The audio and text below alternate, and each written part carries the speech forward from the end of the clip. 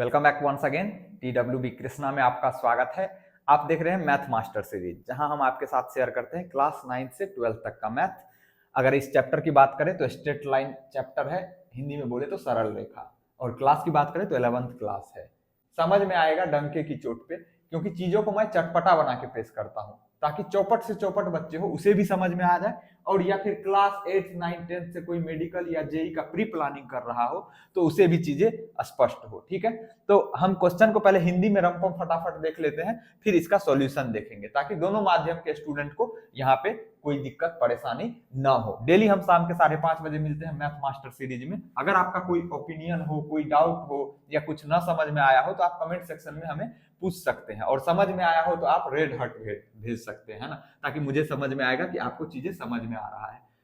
Daily हम आपके comment को देखते हैं और नेक्स्ट डे उसका जवाब देते हैं। अगर कोई भी डाउट हो तो आप जरूर पूछिएगा। आइए हम क्वेश्चन को पढ़ते हैं पहले।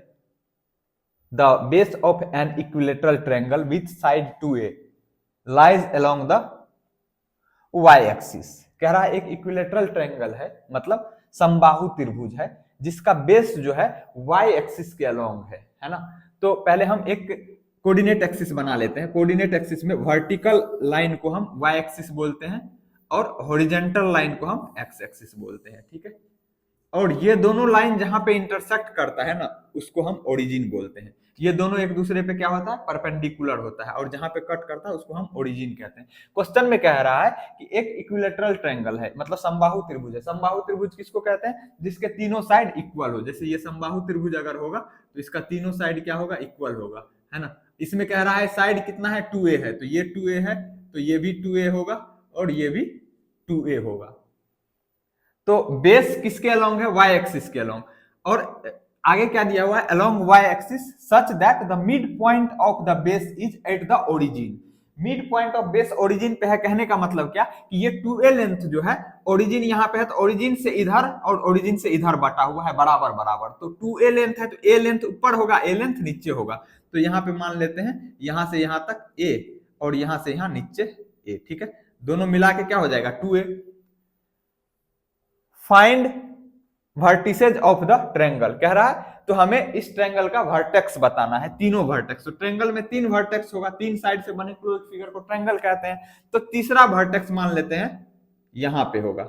अब इसको मिला देते हैं, ये मिलाया और ये मिलाया, तो ये यहां से यहां कितना है, 2a है।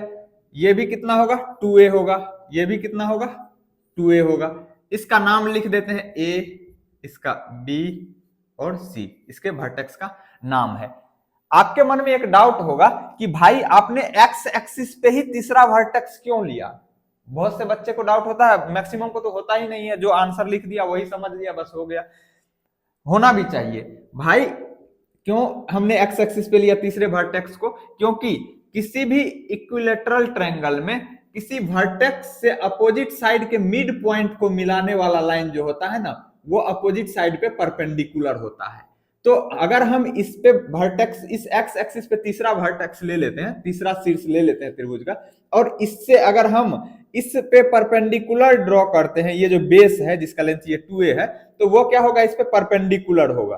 क्या होगा, परपेंडिकुलर होगा। और ये परपेंडिकुलर यहां पे कौन है, x एक्सिस। y एक्सिस पे परपेंडिकुलर इस वर्टेक्स से जो डाल रहे हैं वही क्या है, हमारा y x एक्सिस है ना।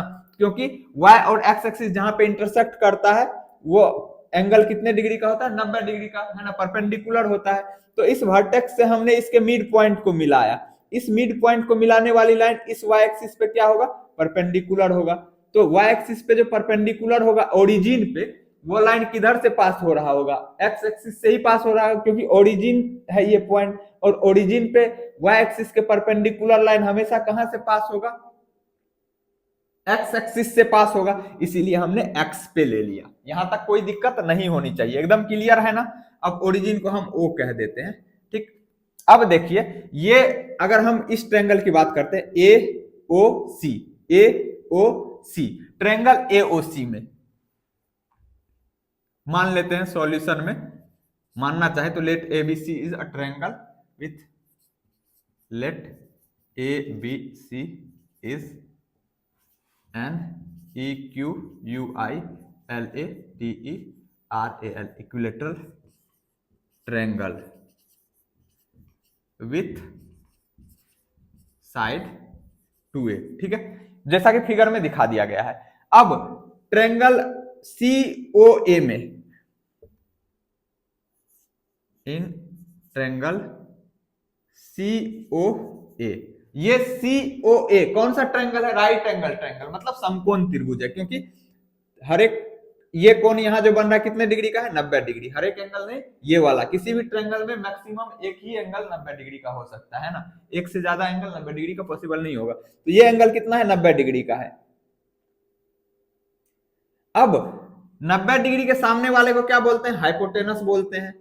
हाइपोटेनस का स्क्वायर बाकी दो साइड के स्क्वायर के सम के बराबर होता है पाइथागोरस थ्योरम से। तो इस ट्रायंगल में क्या हो जाएगा?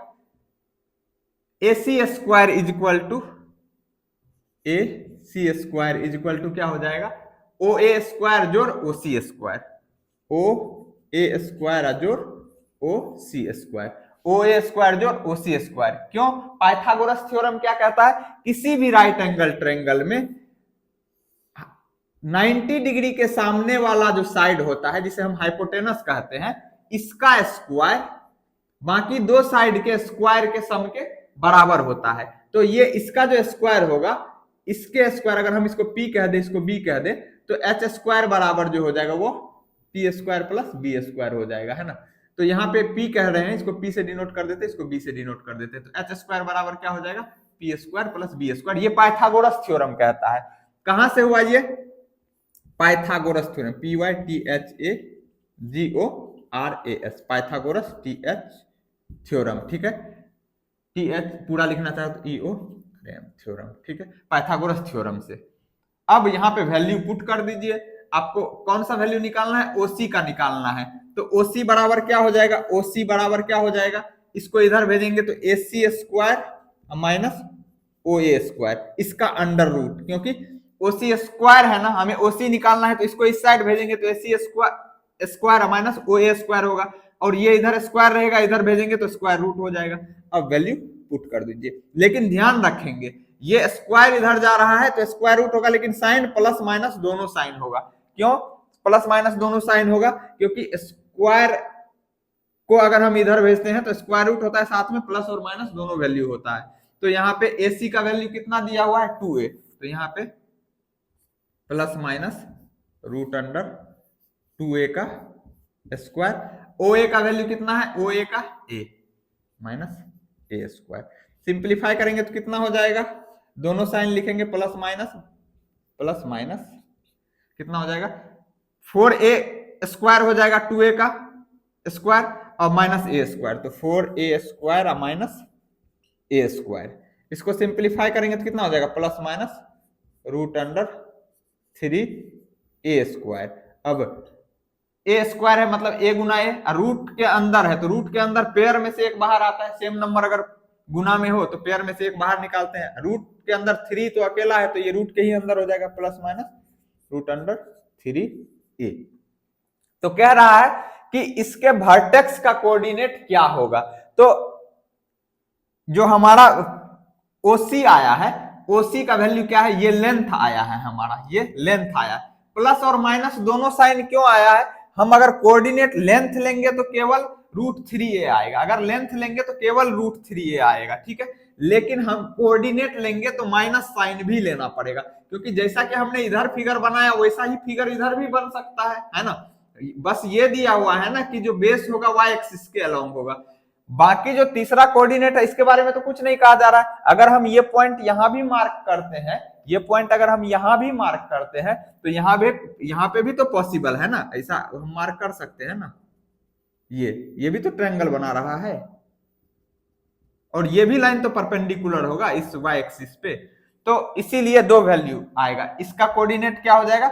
माइनस रूट 3A और इसका रूट 3A कोऑर्डिनेट। अगर लेंथ लेंगे तो केवल पॉजिटिव लेना पड़ेगा, क्योंकि लेंथ कभी निगेटिव नहीं होता है। तो दो वैल्यू आने का रीजन यही है कि हमारा इस साइड भी पॉसिबल है और इस साइड भी पॉसिबल है। तो इसका कोऑर्डिनेट क्या होगा? बी पॉइंट का कोऑर्डिनेट क्या होगा? तो कोऑर्डिनेट जो लिखते हैं पहले एक्स कोऑर्डिनेट लिखते हैं। तो ओरिजिन से नीचे वाई एक्सिस का वैल्यू, कोऑर्डिनेट का वैल्यू निगेटिव होता है, और ओरिजिन से ऊपर वाई कोऑर्डिनेट का वैल्यू पॉजिटिव होता है। ओरिजिन से नीचे निगेटिव, ओरिजिन से ऊपर पॉजिटिव, किसका, वाई कोऑर्डिनेट का वैल्यू। उसी तरह एक्स कोऑर्डिनेट का वैल्यू ओरिजिन से राइट साइड में पॉजिटिव होता है, ओरिजिन से लेफ्ट साइड में निगेटिव होता है। तो हम जो कोऑर्डिनेट लिखेंगे, तो कोऑर्डिनेट जब लिखते हैं तो हमेशा पहले एक्स कोऑर्डिनेट लिखते हैं। तो ये कहां पे है, वाई एक्सिस पे है। वाई एक्सिस पे एक्स कोऑर्डिनेट 0 होता है, तो 0, और वाई कोऑर्डिनेट कितना हो जाएगा, यहां से यहां तक का लेंथ कितना है, a, तो -a हो जाएगा, है ना। ये लेंथ है, लेकिन हम कोऑर्डिनेट को दिखा रहे हैं, तो ओरिजिन से नीचे वाई कोऑर्डिनेट निगेटिव होता है, तो 0 -a। उसी तरह a का कोऑर्डिनेट कितना हो जाएगा, ये भी y एक्सिस पे पॉइंट है, तो इसका y एक्सिस पे x कोऑर्डिनेट कितना होता है, 0, और y एक्सिस पे y कोऑर्डिनेट दूसरा वाला होगा, तो कितना है y कोऑर्डिनेट का वैल्यू, ओरिजिन से यहां तक का डिस्टेंस कितना है, a है, तो a हो जाएगा, है ना, क्योंकि ओरिजिन से ऊपर है तो पॉजिटिव लेते हैं। उसी तरह यहाँ पे इसका c का कोऑर्डिनेट कितना हो जाएगा, तो यहाँ पे x कोऑर्डिनेट का वैल्यू ओरिजिन से राइट साइड में है तो पॉजिटिव लेंगे, पहला वाला x कोऑर्डिनेट हम लिखते हैं, तो इसका वैल्यू कितना आया है, OC का वैल्यू कितना आया, √3a, तो यहाँ पे लेंगे √3a। जिस तरीके से y एक्सिस पे x कोऑर्डिनेट 0 हुआ था, उसी तरीके से x एक्सिस पे y कोऑर्डिनेट 0 होगा, तो y कोऑर्डिनेट 0, ये वाला। अगर हम इधर वाले ट्रायंगल की बात करें, तो a और b तो सेम रहेगा, बस इसका वाला जो कोऑर्डिनेट होगा, अगर हम इसको c मानेंगे यहाँ पे, या c डैश कह दे, c डैश कह देते हैं इसको, इसका कोऑर्डिनेट क्या होगा, x कोऑर्डिनेट, हम ओरिजिन से लेफ्ट साइड में आ रहे हैं ना, तो इसका हो जाएगा -√3a, और x कोऑर्डिनेट -√3a, और y कोऑर्डिनेट 0, क्योंकि x एक्सिस पे y कोऑर्डिनेट कितना होता है, 0 होता है। तो यही हमारा कोऑर्डिनेट हो गया इस ट्रायंगल के वर्टेक्स का। तो क्या क्या पॉसिबल हो जाएगा, एक पेयर जो है कोऑर्डिनेट का, वो क्या हो जाएगा, मतलब इस ट्रायंगल के लिए कोऑर्डिनेट क्या क्या हो जाएगा, 0 a 0 -a और √3a 0, √3a 0, ये हो जाएगा। और या नहीं तो 0 a 0 -a, ये दोनों तो सेम कोऑर्डिनेट रहेगा इस ट्रायंगल के लिए भी, और ये वाला कोऑर्डिनेट क्या हो जाएगा, -√3a 0। तो यही हमारा कोऑर्डिनेट हो गया इस ट्रायंगल का, ठीक है, जो कंडीशन दिया हुआ है उस कंडीशन के अकॉर्डिंग। उम्मीद करता हूं आपको सॉल्यूशन समझ में आया होगा।